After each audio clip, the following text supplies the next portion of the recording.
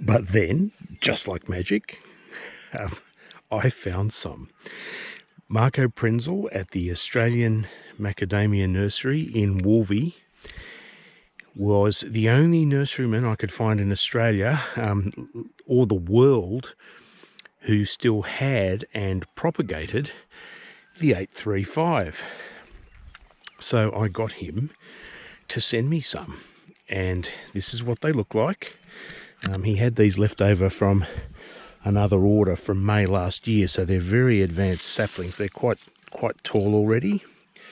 They've got a nice glossy serrated sort of leaf, reasonably thin leaf, quite healthy specimens. He must look after his nursery trees absolutely beautifully. So he was able to send me 17 835s, and I am going to pioneer them in New South Wales because of their qualities. And I thought, look, why not? I've got gaps in my orchard.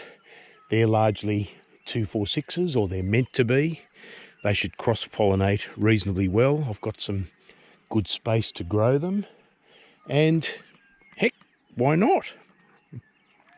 But that's not everything. As a bonus, Marco also sent me, in these white bags here, 4 trees of a variety that has never been tested, not even in the variety trials, never been tested in Australia. Now, if you're in South Africa and watching this, which, I mean, I doubt I'll have anyone in South Africa ever watching this, they'll probably be laughing, because the 788, which is what this tree is, look at its leaves, they're massive. The 788 is grown in South Africa. It's one of their more popular varieties, has about 40% kernel recovery, and again, it drops early. It's a Southern Hemisphere thing. It drops in about March, which is nice and early for its crop. And it was trialled, there's only a couple of trees, by Ian McConaughey, who brought it to Australia in the 80s. But again, they were looking for elite varieties. They were looking for something significantly better than what was already on the market. And because this didn't pass that test of being significantly better, they didn't go through that effort of introducing the variety. But it was never tested in New South Wales either. So I put my hand up. Why not? I'm going to be the guinea pig. I'm going to test the 788. And it'll be, a few years before we know whether I was an idiot or not, so I can sort of stay in blissful ignorance for the moment. But I'm going to try it. Safely say I'm the only one on my block, and possibly the only one in New South Wales trying the 788. That is, in fact, one of the standard well-liked varieties in South Africa. Now, where does the 788 come from? Well, that's an interesting story of genealogy in itself. 835 is one of the many progenies of 246, grown on the Keohu orchard in Hawaii. That orchard only produced 2 bloodlines that were quite distinctive.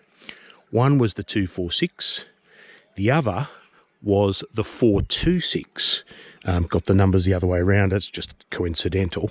But the 426 has only ever been sold in California, which isn't really a strong macadamia growing area at all. And in fact, in California, it was called an ornamental tree. But it's still for sale in one nursery in California that I found. This 788 was an open-pollinated version of 426. It's very different to the 246. It's a 246 and its offspring are spreading trees. That is, they spread out nice and wide rather than try to grow up. 788 is a bit different. It's a more upright tree. So in the lines of the 246, in the lines of the 344, that sort of thing. But it isn't a 344. It's not related to anything else. This is really its own distinct bloodline, the 788. So it's a more upright tree, a bit more wind resistant. Crops well in South Africa. How does it crop here? Well, we are going to find out. So thanks for sticking with me through this long and nerdy discussion of varieties. But the upshot of it is I am going to trial these two sort of orphan varieties as early dropping alternatives to what everyone else is planting in their early dropping orchards. If it catches on, you won't know for 5 years because these things don't crop early. They're not precocious. They're not what they call precocious. So I'll be getting crops off my MCT1s long before I'll be getting crops off those fellas. But today, well, good time for planting because we're waiting for about another week of rain to start falling tomorrow. So time to get them in the ground. Here's the 246s I got in last time. They look nice and happy. They're actually starting to grow new leaves already by the looks of them.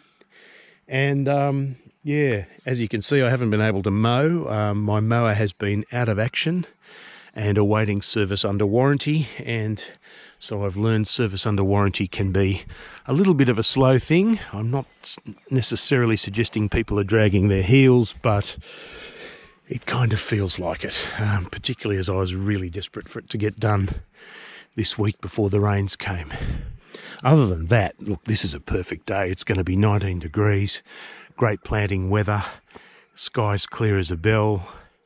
There's a roving cow I can see down there now, which is bad news. I'm going to have to look after him in a minute.